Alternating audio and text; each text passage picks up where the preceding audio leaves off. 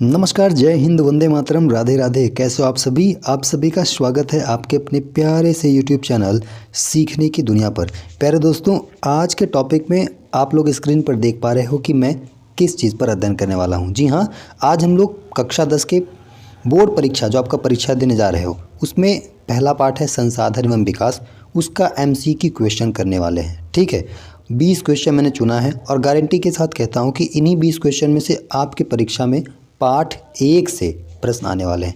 इसी तरीके के मैं बहुत सारे हर पार्ट का MCQ कराने वाला हूं ताकि आपका कोई भी MCQ छूटे ना। और हाँ, वीडियो अच्छा लगे तो अपने दोस्तों के साथ ज़रूर शेयर करना और वीडियो में अंत तक बने रहना, तभी आपको मज़ा आएगा और सारी चीज़ें समझ में आएंगी जो कि आपकी परीक्षा से रिलेटेड है।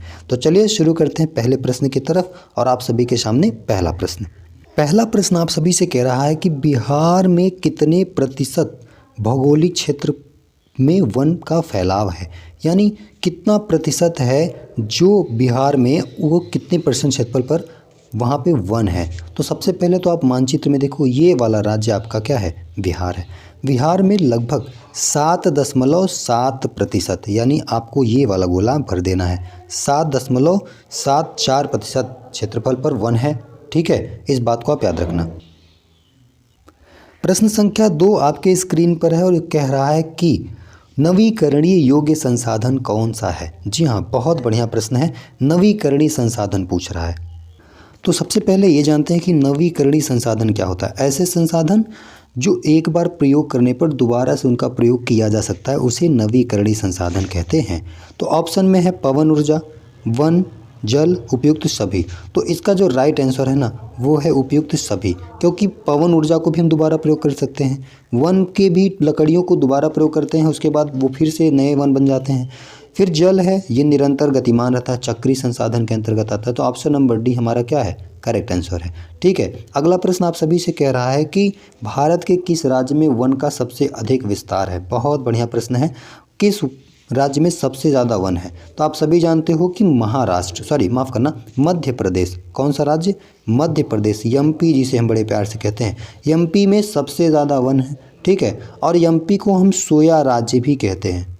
कौन सा राज्य, सोया राज्य। क्यों, क्योंकि सोयाबीन सबसे ज़्यादा यहीं पर उत्पादन किया जाता है, इसलिए हम लोग सोया राज्य भी इसे कहते हैं। इस बात को भी आप याद रखना। ठीक है, प्रश्न संख्या 4 आप सभी से कह रहा है कि उत्पत्ति के आधार पर संसाधन का प्रकार बताना है, यानी उत्पत्ति के सबसे पहले तो ये जानते हैं कि उत्पत्ति के आधार पर संसाधन 2 प्रकार के होते हैं। पहला कौन सा होता है, जैव, और दूसरा कौन सा होता है, अजैव। दूसरा कौन सा, अजैव। तो इस बात को आप याद रखना। तो क्या इस विकल्प में जैव या अजैव है, जो बिल्कुल है, ऑप्शन नंबर 3 इसका करेक्ट आंसर है। तो आप इस बात को याद रखना। प्रश्न संख्या 5 कह रहा है कि देश के बांधों को किसने भारत का मंदिर कहा था। तो बहुत बढ़िया, ये नंबर 1 प्रश्न है, हो सकता है कि आपकी परीक्षा में ये पूछे। तो पंडित जवाहरलाल नेहरू ने इसे भारत का मंदिर कहा था। ठीक है, कब कहा था, जब इन्होंने सबसे पहला बांध, कौन सा बांध बना था पहला, बता सकते हो आप। तो दामोदर नदी घाटी परियोजना, याद है ना, दामोदर नदी घाटी परियोजना जो बनी थी, उसी समय पंडित जवाहरलाल नेहरू ने बांधों को भारत का मंदिर कहा था। ठीक है, तो इस बात को भी आप याद रखना। प्रश्न संख्या 6 कह रहा है निम्न में से राष्ट्रीय संसाधन कौन सा है। राष्ट्रीय संसाधन किसे कहते हैं, ऐसा संसाधन जो देश की सीमा के भीतर है। ठीक है, और उनका प्रयोग या उस पर किसका अधिकार है, सरकार का अधिकार है। तो आप सीधा सीधा कहते हैं ना, उसे क्या कहते हैं, राष्ट्रीय संसाधन। शमशान, इस पर क्या सरकार का अधिकार होता है, नहीं। चारण भूमि, नहीं। बाग, नहीं। जल संसाधन पर किसका अधिकार होता है, तो बोलेंगे हम लोग सरकार का अधिकार होता है। तो ऑप्शन नंबर डी करेक्ट है। प्रश्न संख्या 7 कह रहा है मरुस्थलीय मृदा किस राज्य में पाया जाता है। तो आप मानचित्र में देख पा रहे हो सभी लोग कि जो मरुस्थल है सबसे ज़्यादा कहाँ होता है, राजस्थान में। ये जो आपको मानचित्र यहाँ पे दिख रहा है, राजस्थान में सबसे ज़्यादा मरुस्थलीय मृदा पाई जाती है। तो ऑप्शन नंबर 20 का करेक्ट आंसर हो जाएगा। राजस्थान की राजधानी क्या है, तो बता देना जयपुर। ठीक है, मानचित्र में बहुत काम आने वाले हैं आप सभी को। प्रश्न संख्या 8 कह रहा है कि लौह अयस्क किस प्रकार का संसाधन है। बहुत बढ़िया प्रश्न। नवीकरणीय संसाधन, अनवीकरणीय संसाधन, जैव संसाधन या फिर प्रवाह संसाधन। तो सबसे पहले हम ये जानेंगे कि जो आपका लौह अयस्क है सबसे पहले जानते हैं कि लौह अयस्क आखिर में है क्या। लौह जानते हो सभी लोग, धातु है। क्या है?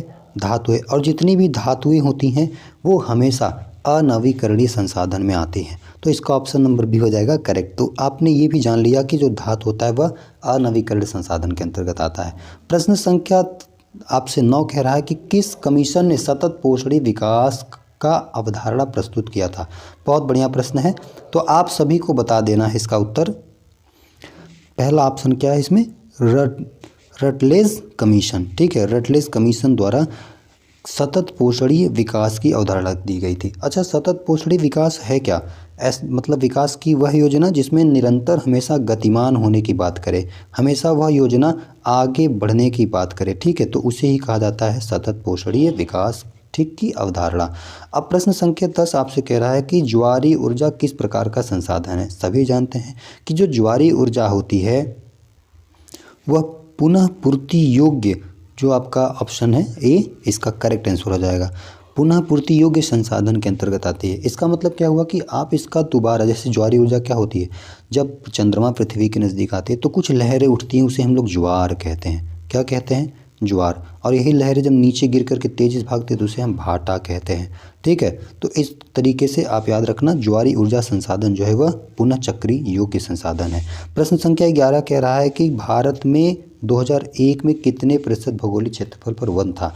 तो बता देना है आपको 19.27% पर। ठीक है, तो ऑप्शन नंबर 20 का करेक्ट आंसर है। प्रश्न संख्या 12 कह रहा है कि स्वामित्व के आधार पर संसाधन कितने प्रकार के होते हैं। तो स्वामित्व के आधार पर जो संसाधन होते हैं ना बच्चों, वो होते हैं 4। कितने होते हैं? 4। ठीक है। अच्छा सर, कौन कौन से होते हैं? पहला व्यक्तिगत, ठीक है, मैं यहाँ लिख देता हूँ। पहला व्यक्तिगत, दूसरा सामुदायिक, ठीक है, दूसरा सामुदायिक और तीसरा राष्ट्रीय। ठीक है, तीसरा कौन सा? राष्ट्रीय। ठीक है, इस बात को आप याद रखना। और चौथा अंतर्राष्ट्रीय। ठीक है, अंतर्राष्ट्रीय, इस बात को भी आप याद रखना। ठीक। प्रश्न संख्या 13 आप सभी से कह रहा है निम्नलिखित में से कौन प्राकृतिक संसाधन नहीं है।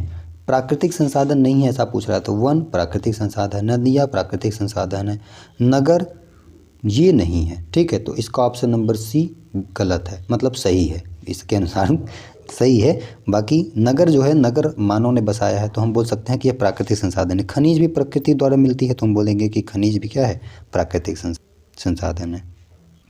प्रश्न संख्या 14 आप सभी से कह रहा है कि भारत का कुल भौगोलिक क्षेत्रफल कितना है। ये जो मैप आप देख रहे हो, यानी अगर मैं यहाँ से स्टार्ट करके इस तरीके से ऐसे बढ़ता चला जाऊँ और पूरा अगर क्षेत्रफल देखना चाहूँ तो भारत का कितना % क्षेत्रफल है, तो वो है 32,87,263 किलोमीटर स्क्वायर। मैं यहाँ लिख के बता देता हूँ, 32,87,263 किलोमीटर स्क्वायर। ठीक है, इस बात को आप याद रखना। तो इसमें आपका ऑप्शन नंबर बी किस में मिल रहा है? 32,87,000, मतलब 32.8 यानी 7 इसके आगे होगा। तो ऑप्शन नंबर बी क्या है? करेक्ट आंसर है। इस बात को आप याद रखना, 14 का ऑप्शन नंबर बी। अगर कभी ये पूछे तो लगा देना, ज़्यादातर ये प्रश्न पूछता है। ठीक है। प्रश्न संख्या 15 आपसे कह रहा है लौह अयस्क किस प्रकार के संसाधन के वर्ग में सम्मिलित किया जाएगा, यानी किस प्रकार के संसाधन में से शामिल किया जाता है?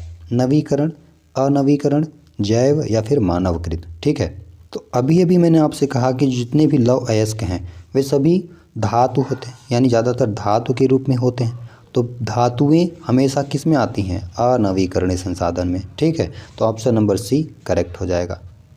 प्रश्न संख्या 16 कह रहा है कि मृदा अपरदन का कारण क्या है। ठीक है, नदियों में बाढ़ आना, वनोन्मूलन, कृषि के गलत तरीकों से, उपयुक्त सभी। तो इसका राइट आंसर क्या हो जाएगा? डी, उपयुक्त सभी। जब नदी में बाढ़ आती है तो जानते हो, नदियों में बाढ़ आने से जो मिट्टी होती है वो कटाव हो जाती है, जिसकी वजह से अपरदन होता है।